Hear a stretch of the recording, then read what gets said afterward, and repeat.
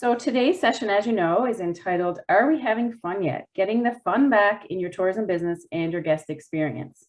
I'm delighted to welcome two guest presenters for the session, Melanie Colpitts and Danielle Timmons from Aquila Tours and the Aquila Center for Cruise Excellence. A St. John, New Brunswick-based company, Aquila has over 35 years of experience as a shore excursion provider and over 15 years experience as a destination training provider. Danielle has been working with Aquila Tours for over 25 years and is currently Vice President of Cruise Operations and Shore Excursions. She runs the day-to-day shore excursion operations for the company, including managing cruise ship and motor coach bookings. She's also the chair of the Tourism Industry Association of Canada's National Cruise Committee, among numerous other committees. And Melanie began her career with Aquila as a student tour guide back in the early 90s and is now a managing partner.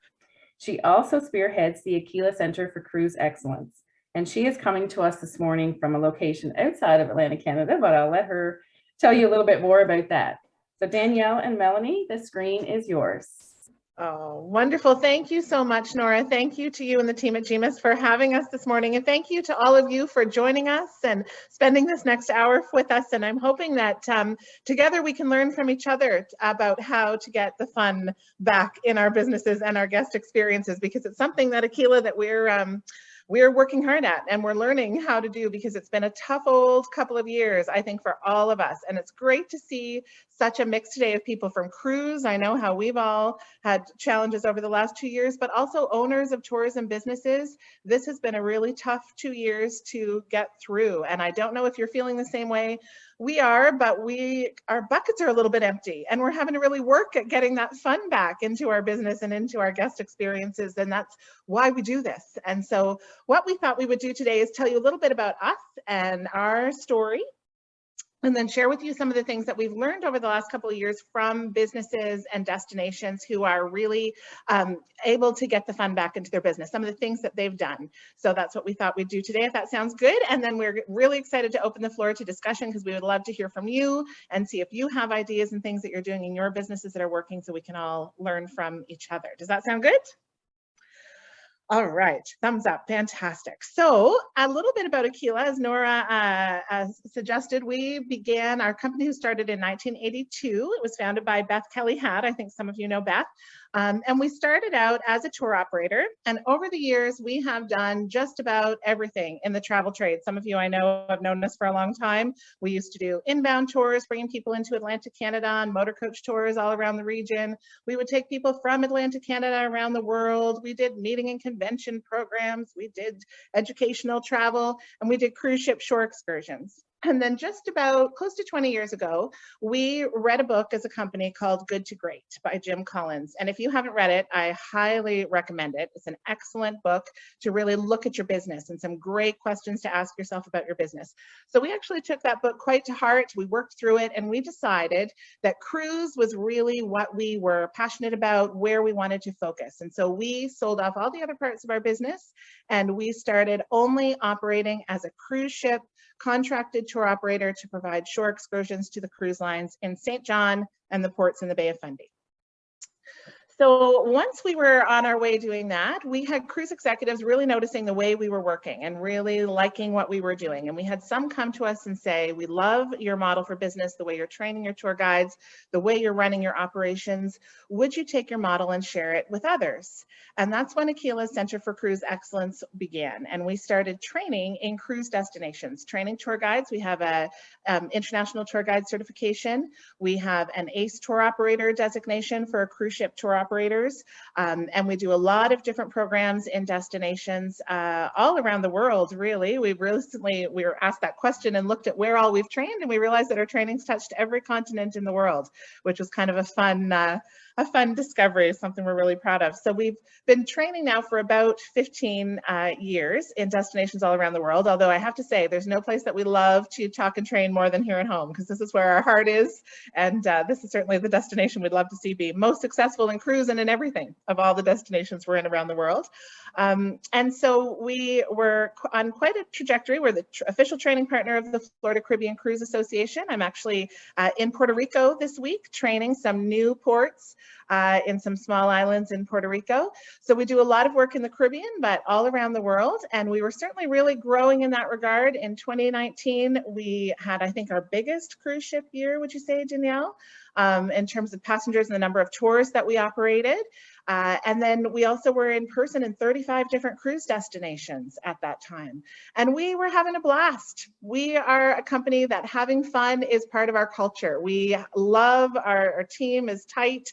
We have a lot of fun together. We would frequently be at conferences or things and people would say to us, like, do you ever work or do you just have fun all the time? We're like, oh no, work is fun. Like, this is fun. And so we always, fun was just part of our culture. And then March of 2020, and we all know what happened. So cruise came to a standstill, and I know if you read any article in the last 2 years, cruise was featured as a cruise got a lot of bad press through the pandemic, I guess it's fair to say.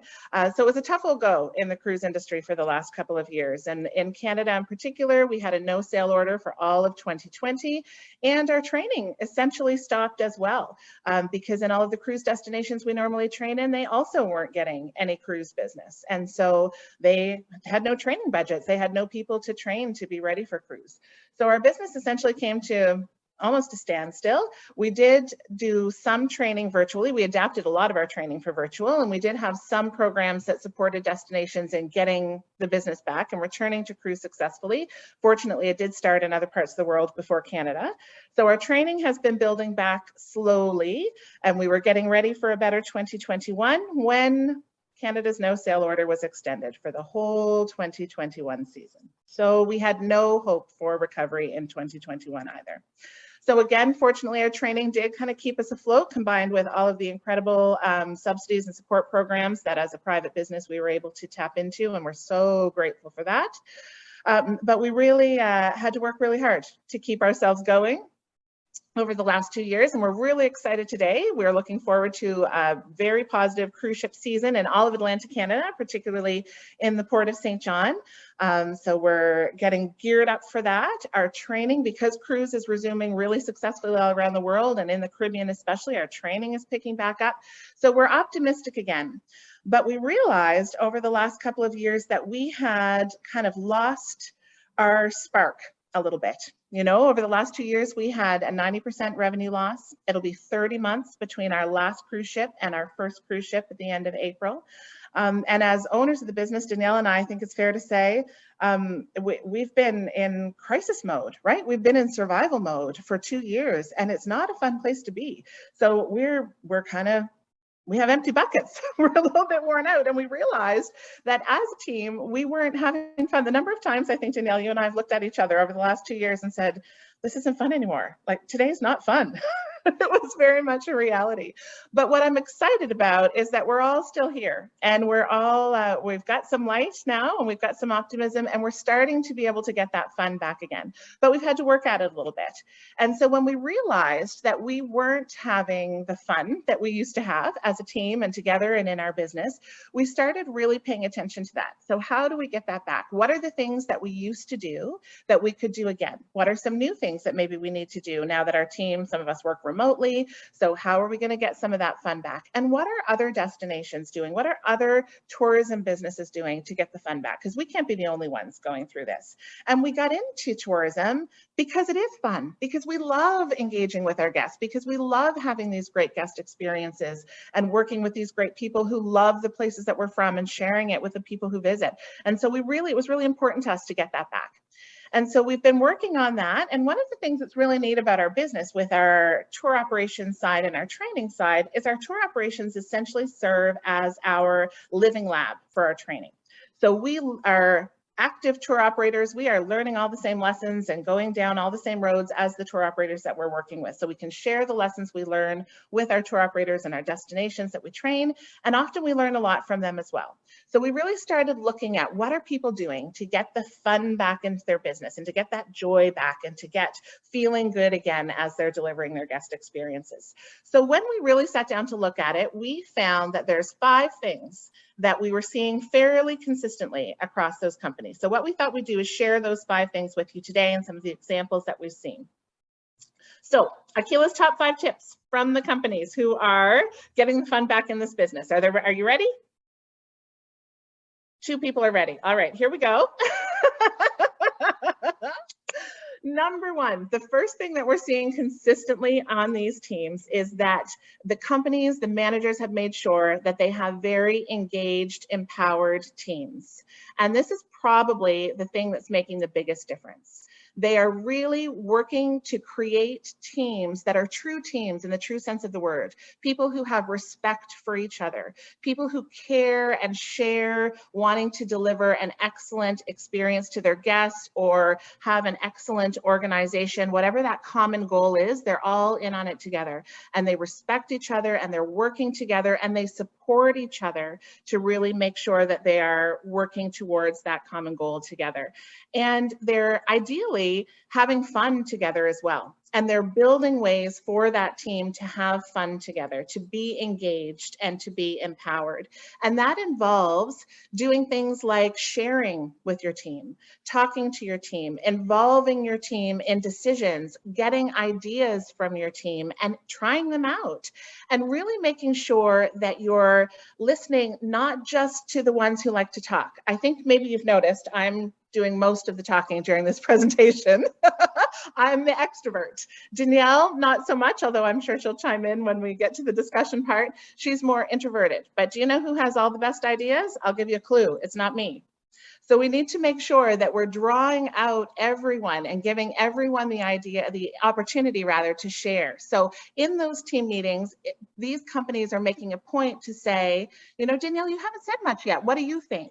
Do you have an idea? And making sure that everyone is contributing, that you're getting all of the ideas onto the table and that everyone is engaged, whether it's brainstorming, whether it's problem solving, whether it's just, you know, figuring out the best way to do something. And there's lots to figure out these days, but they all seem to have that attitude, these teams, that together we can figure it out. I don't know if you know Marie Forleo. She has a little podcast for business.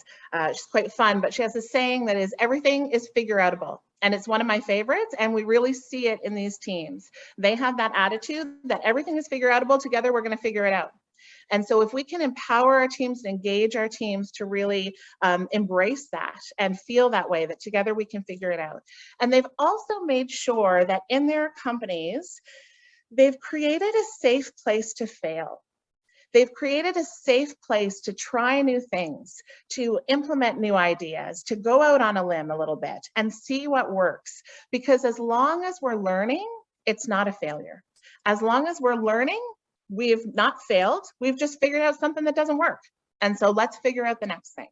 And so they've created these safe places so that people can feel comfortable on their teams to try these new things or to implement a new idea or to suggest a new way of doing things and to give it a shot and see what happens. And that's really making a big difference and having fun because everyone has got each other's back and supportive and they're trying things, new ways of doing things, keeping things fresh and fun with their guests and in their organizations.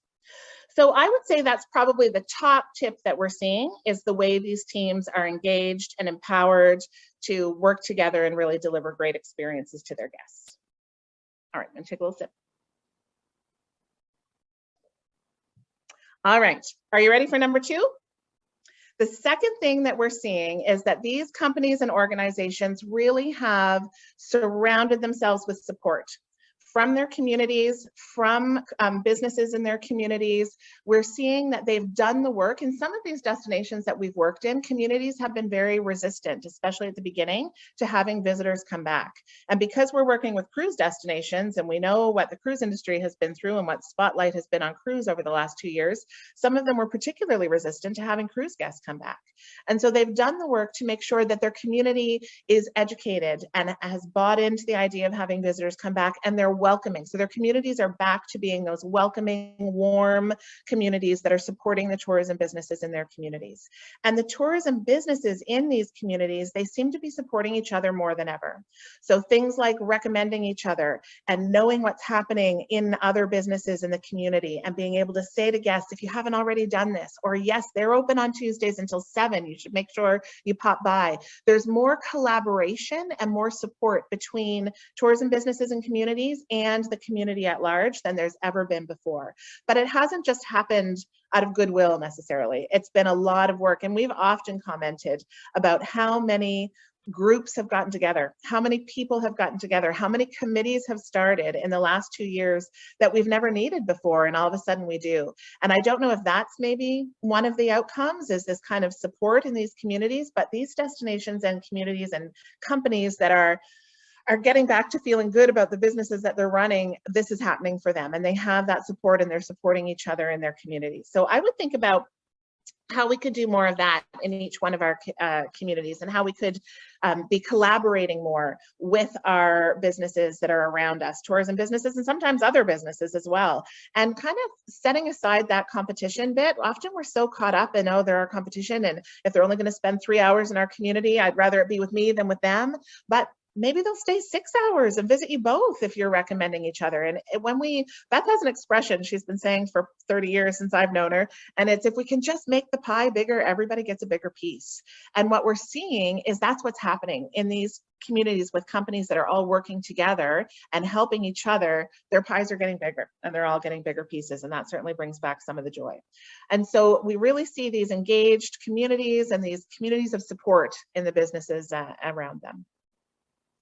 They're also remembering, I think too, that often it's been the local communities that have helped a lot of us as tourism businesses get through the last 2 years, right?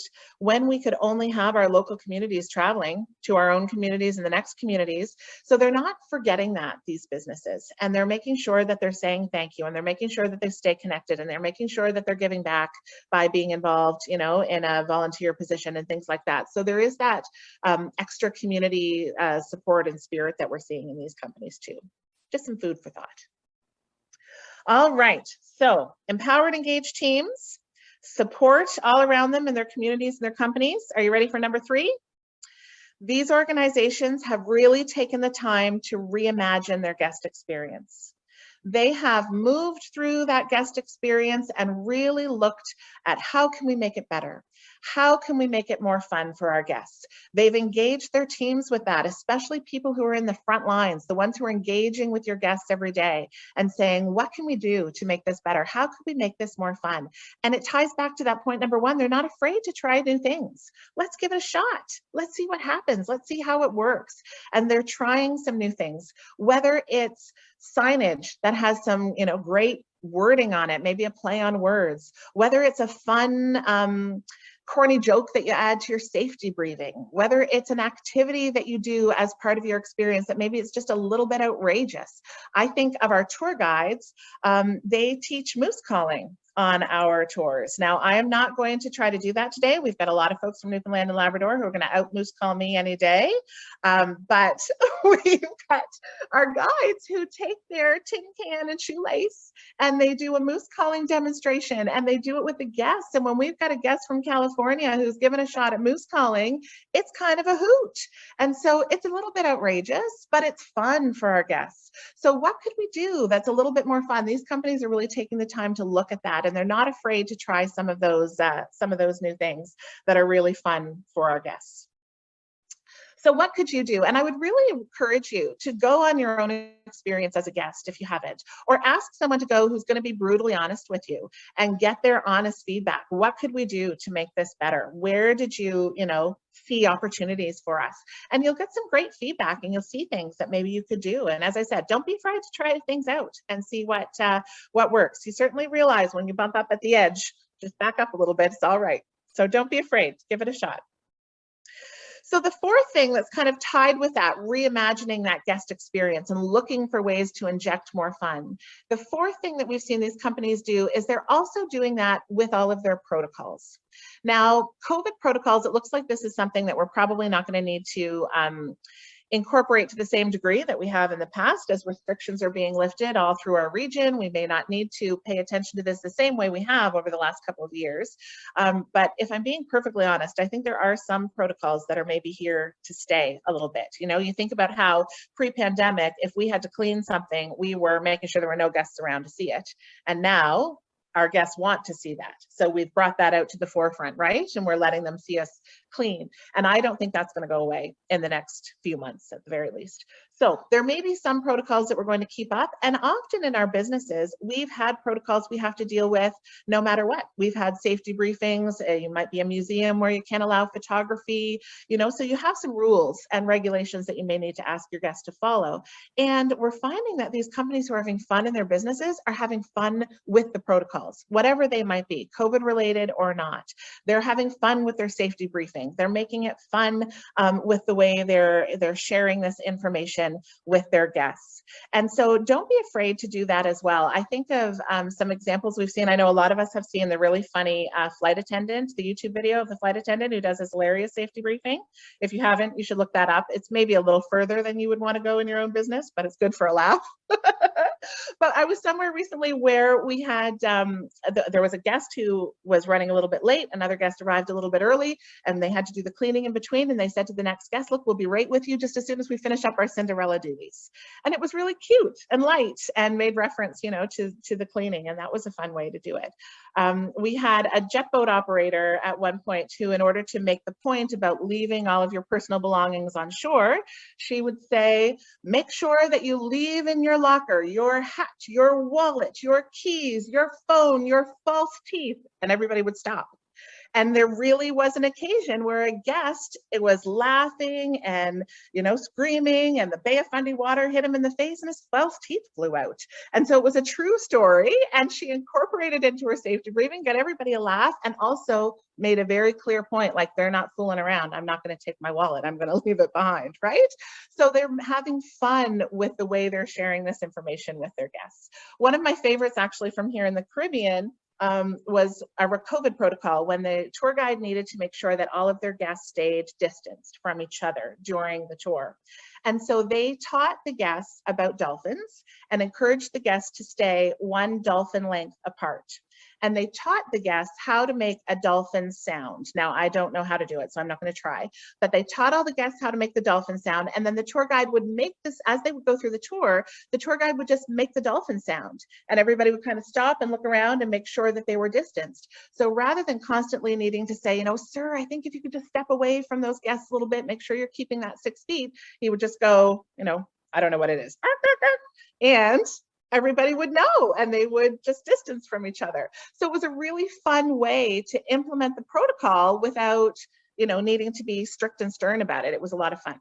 So think about how, whether it's part of your guest experience, as we talked about in tip number 3, or whether it's with protocols that you need to share some parts of your experience that may be a little dry, but you've got to do it. How can you make that more fun for your guests? How can you do some things that are a little bit more fun, that might get a laugh, and that makes it a little more interesting? So I challenge you to think about that. And then that brings us to tip number 5. Are you ready?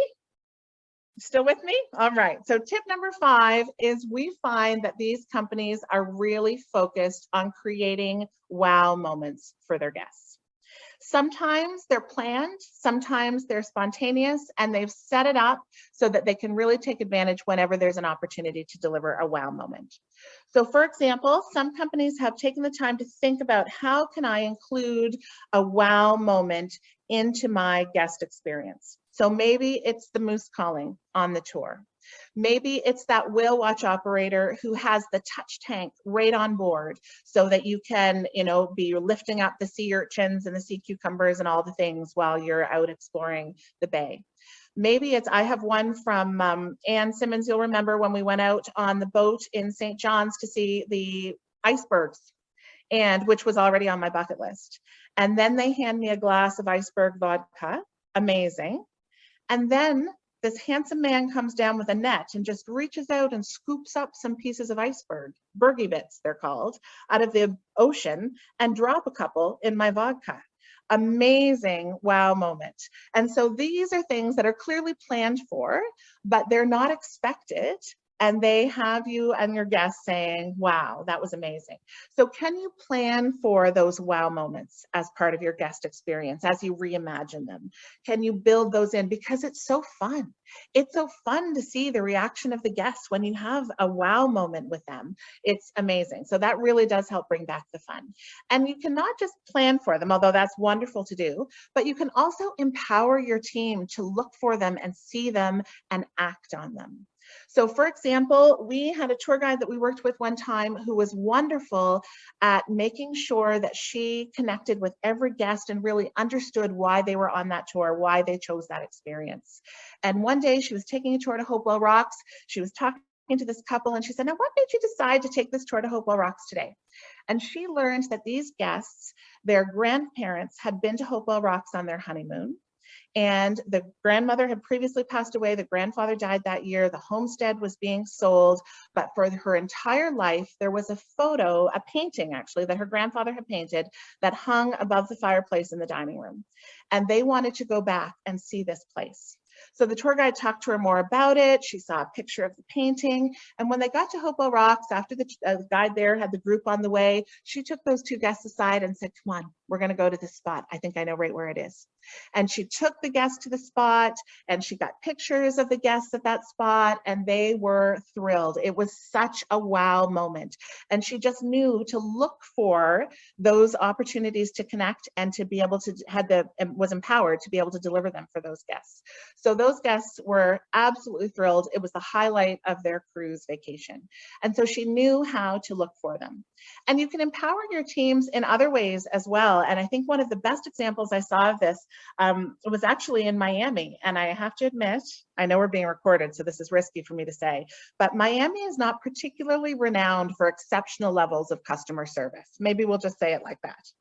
So one night after a long week at a conference in Miami, there were a few of us that went out to dinner and we were just having a really nice time. It wasn't a particularly fancy restaurant. They did have an outside patio. We were sitting outside, having a nice dinner, having some laughs, and the server was wonderful. She was wonderful. And she was talking to us about our week and we said, oh, you know, it's been a really long week and da da da.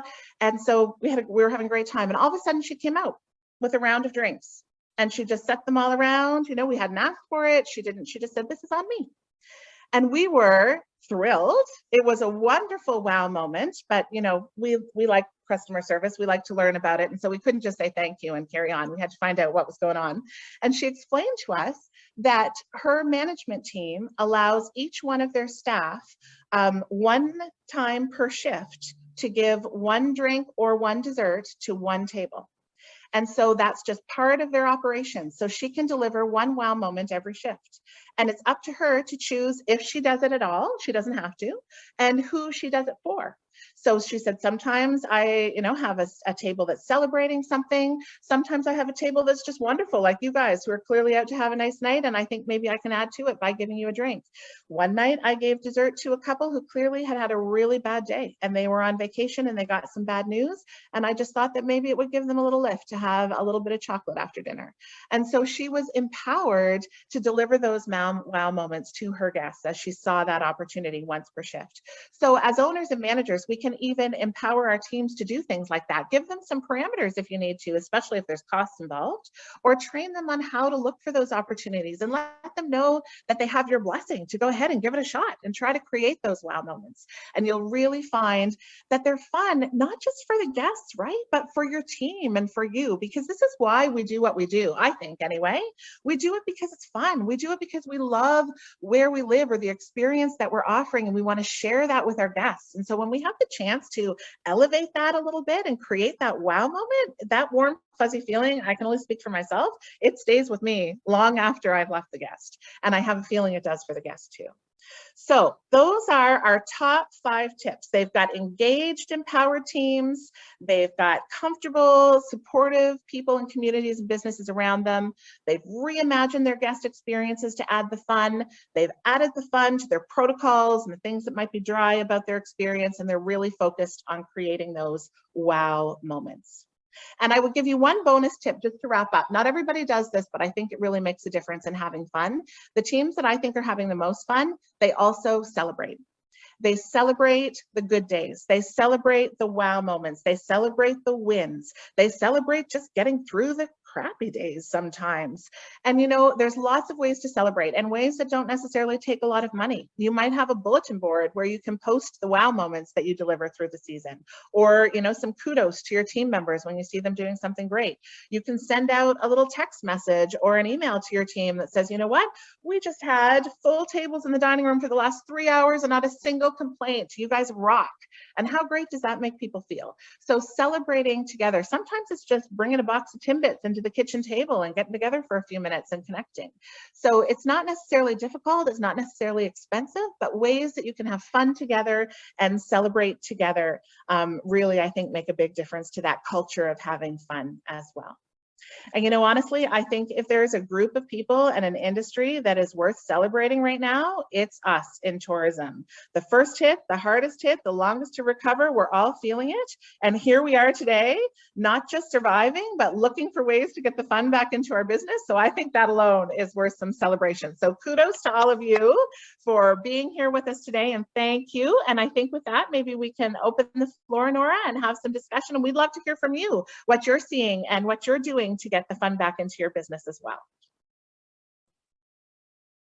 Thank you so much. That was so interesting, and it's so great to be thinking things so positively now. You know, and like you said, it's been a tough few years, and especially for this industry. So it's really nice to think about things very positively and how can we move forward. And I love your messages. I love all the tips, and just love, you know, the messaging around working together and being supportive. And I think that's what's carried us through so far and will continue to carry us through. So I definitely want to open up to any questions or comments. Please feel free to unmute yourself and dive in if you have a question for Melanie or for Danielle, or if you just want to make a comment.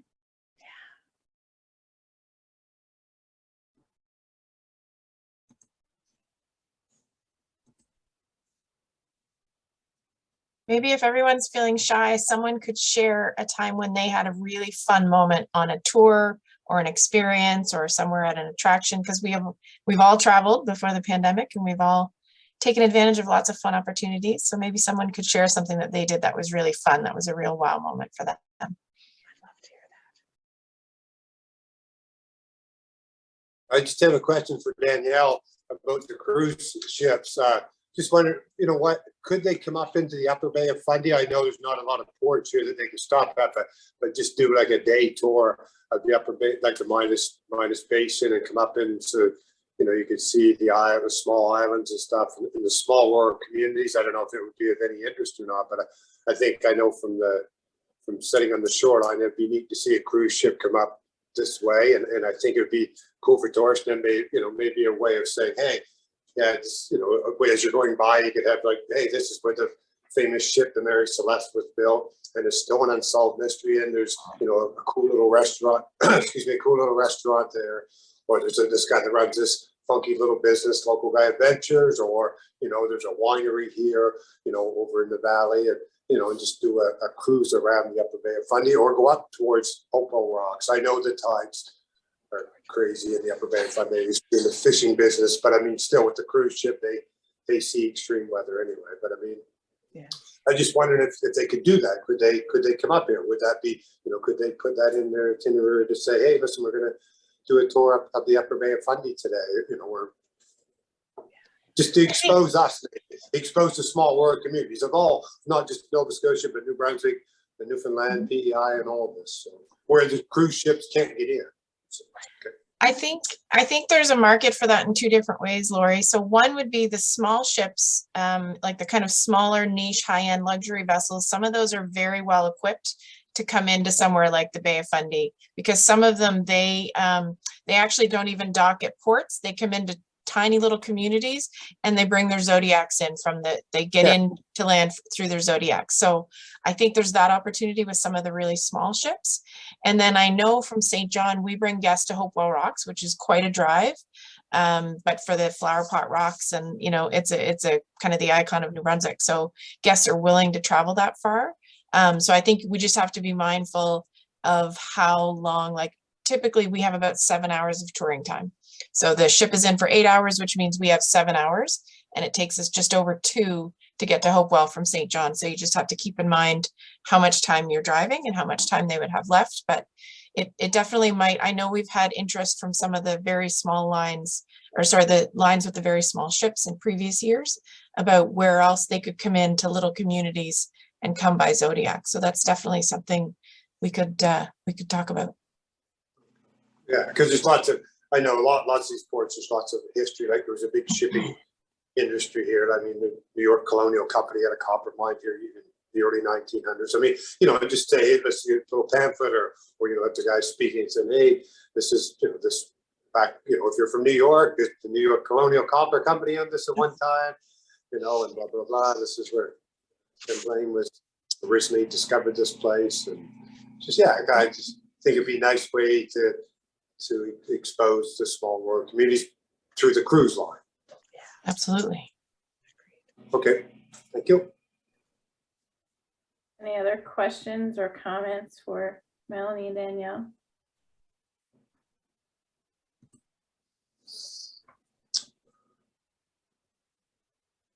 Oh, I see Sarah, I think, has a question. Sure. Not so much a question, but more of a general statement. I think just wanting to take this opportunity for sending us an invite and including us as we all get ready to not just welcome back cruise, but tourism in a more meaningful way. And I think it's really important that, you know, as we all reflect on things that have changed during the pandemic, I don't want to lose the emphasis of the importance of hosting workshops like this. I think it's a wonderful opportunity to take a lighter approach to really revisiting what we always used to do, and kind of opportunity to reflect on some positive memories. But you know, a key takeaway for me is like something like Melanie said around the idea of cleaning.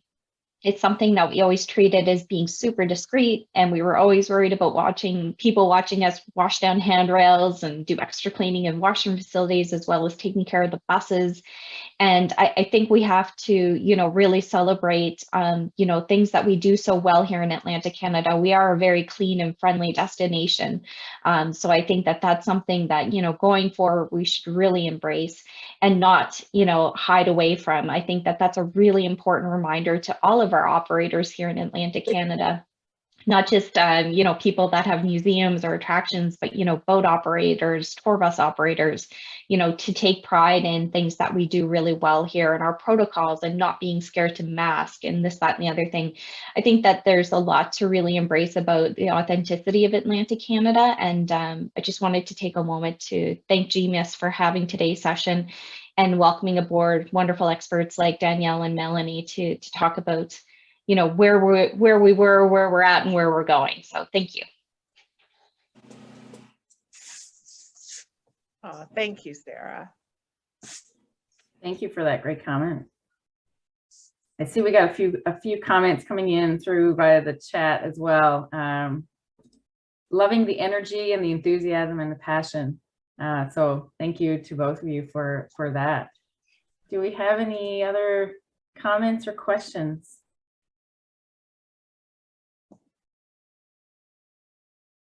I just have a question around sort of, I guess, trends that you're seeing as well in the market. I know that, I guess, sort of pre-COVID, you know, a lot of the discussion around, particularly around Atlantic Canada, would be around, you know, access to nature and wide open spaces and those sorts of things. And I just wonder, are those trends, are you continuing to see those trends in terms of what people are looking for in their experiences, or are you seeing any new things? Like we know, you know, people are always interested in the culinary aspects of an area, whether it's the traditional food or the way food's prepared. Just wondering, are you seeing some changes or swings in those trends, or are we kind of picking up where we left off?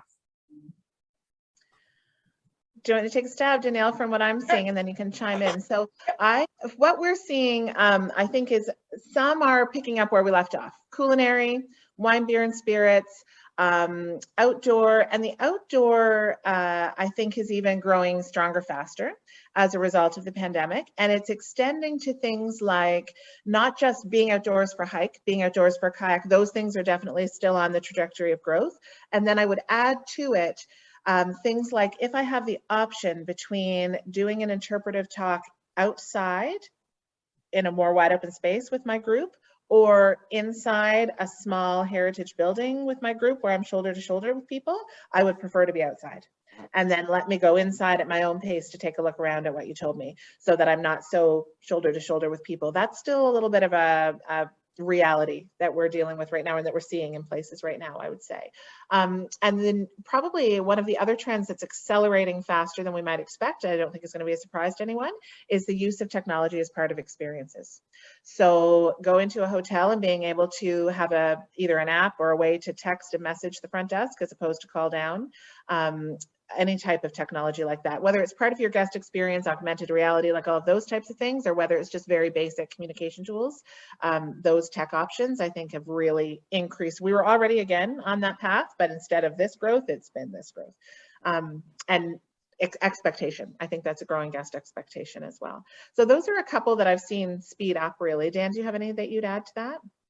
No, I think you've kind of covered the basics of where it's kind of gone and where we're headed, especially with technology, because we were, like you said, we were headed that way, but then people have become so used to using technology in ways that we never had, where everything is going touchless and cashless and all that kind of stuff. So people that we never expected would be able to adapt to technology have adapted and are willing and looking for those opportunities. So that's really become much bigger by this point. It really accelerated the growth. Thank you. Anybody else with do I see, Mel, were you going to say something? Nope, I'm good. Oh, I wasn't sure if Sarah, did you have your hand up again, or was that from before? Okay, very good. No, I would add though with the technology, and we were talking about this yesterday actually, that we need to be careful with some of these trends as we work to implement them. And as we look at our guest experiences, that we're not losing what makes us special, that we're not losing that good feeling. And someone said it so well yesterday to me when we were talking about guest experiences and the importance of the guest experience. And they said, you know, it's not just about the experience, it's about how the experience makes you feel. And I thought that is it exactly, isn't it? We want to create amazing experiences for our guests. We want to be having fun with them. And what we really need to be focused on is, how does this experience make my guests feel? And so I really thought that was a great perspective, a great lens to be looking at our guest experiences through, especially as we look at changing and adapting trends. And technology is a big one, that we can lose that feeling and those special moments and that connection that we're so well known for, and we want to continue in Atlantic Canada, that we don't want to lose that at the same time. So making sure that we're, you know, a good balance with staying true to who we are while being responsive to what our guests expect today. I think that might, you know, be something that's worth paying some attention to as we all grow. Yeah, absolutely. I think I'm probably going to get the saying incorrect, but it's people won't remember what you said or what you did, but they'll remember how you made them feel. Absolutely. Something like that. Yeah. Absolutely. Or gets a good saying for that one, I think. Yes. Awesome. No, it does. I think it's a big thing to make people, especially in the middle of a pandemic. And like, I mean, through our business last year was our first year operating. And we've seen, you know, like I think I was telling you, probably heard me, Nora tells a story about where the lady, we took her to the waterfalls, and, you know, high stress job, super stressed, hadn't been out of her province from Moncton for almost a year and a half. And she got out and came with a friend that stayed in one of her little cottages. She just, like, when she left, you know, she had done 3 of the tours with us, and she left, she hugged me for like probably 3 minutes and cried. Like, and it's just, you know, it's those experiences like that. They're just, you know, the money has no value there. Like, it's just, if you can help people, and I think that I'm hoping that's what we can get more into, the wellness aspect of the business. And yes. But the paperwork, if we had help doing the paperwork and the forms and all that, that's the only complaint I have with being in the tourism business. I just want to go out and play and have fun with people. But it's just, if you could find someone for me to do all these little forms, you know, because I find, you know, okay, you have to use these, I guess they call it trick words, or, you know, magic words to get this, you know, to get this from Nova Scotia Tourism, or to get this from Aquila, or to get this from this, you know, company or organization. That's the only complaint I have. Like, I mean, because I don't enjoy doing paperwork, and make it easy. Like it's, hey, I can go and give you my tour. I make it very easy for you. You don't, I'll hold your hand. I'll put your safety harness on. I'll put you down into the waterfalls. I don't make it complicated for you. Why do they have to make it complicated for us to fill this stuff out? Like I realize there's a lot of risk involved. The art of paperwork. Yeah, like we're trying to do, we want to do in May, the first fat bike fondo on the Bay of Fundy. So you're riding your fat bike within the geopark, World UNESCO status and all that. So you're riding it, and it's going to be for beginners. There's going to be like a small, short one. There's going to be a longer one for the more extreme people that want to do it. But we're trying to want to make sure it's all done legit, insurance and all this paperwork. It's just, I just want to have a race. I just want to bring people out and make them happy and have fun for the day. It's just, yeah, it's just, anyway, hopefully we'll get it ready for this year. Oh, I'm sure you will. Yeah. I think we're coming close to the end of the time, but I see Kim's raised her hand, so we'll do one more question or comment. Hi, thanks, Nora. Yeah, I just wanted to add, I guess, number 2 tip, Melanie, that you've at the support of the community. We've all gone through, or we are experiencing COVID, and I know from my end that has been the strongest thing that's come out of it, is reaching out to the community. Collaborations have been huge, and it's been, for me, energizing in reaching out to others and finding those partnerships. And what Sarah had alluded to in terms of Atlantic Canadians being friendly, we're also have a strong sense of community that sets us apart too. And that's been my kind of survival through all of this, is the collaborations and the partnerships. And for example, we've just been able to get some Come Home Year. Newfoundland Labrador is celebrating Come Home Year this year. So we're able to get some Come Home Year funds through a partnership with the Central Newfoundland Visual Arts Society, which I'm really excited about. We partnered with them a couple of years ago because artists, craftspeople have all been suffering because galleries and places have been closed. So we've been able to set up an MOU now with the Central Newfoundland Visual Arts Society to be able to not only exhibit their works of art, but also to retail them in our gift shop. So we came up with this collaborative idea through Come Home Year. We're on the largest river in Newfoundland and Labrador, the Exploits River, that here in the Exploits area was Abitibi-Price owned, with a lot of pulpwood. And in January, we had an incredible amount of rain that threw up all of this pulpwood out of the river.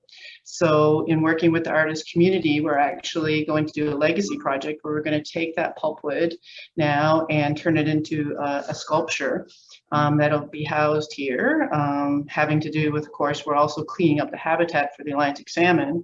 And as well, there'll be a collaborative component of that where visitors or guests could come in through the course of the summer and with the artist who'll be here on site, paint pieces of that driftwood that she will then put together in a collaborative, it'll be Atlantic salmon spawning, the colors, a collaborative piece that will be housed inside as well.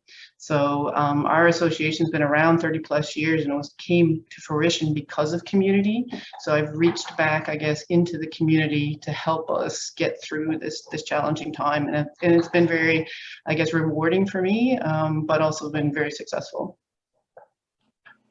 Oh, that's wonderful, Kim, and such great examples of collaboration. And I think you're right. That really is something that's gotten so many of us through it. And even just we're in the same, boat. We can relate to each other and finding ways to see such positive outcomes from it, like these projects that you have underway. This is that's thrilling. So keep us posted.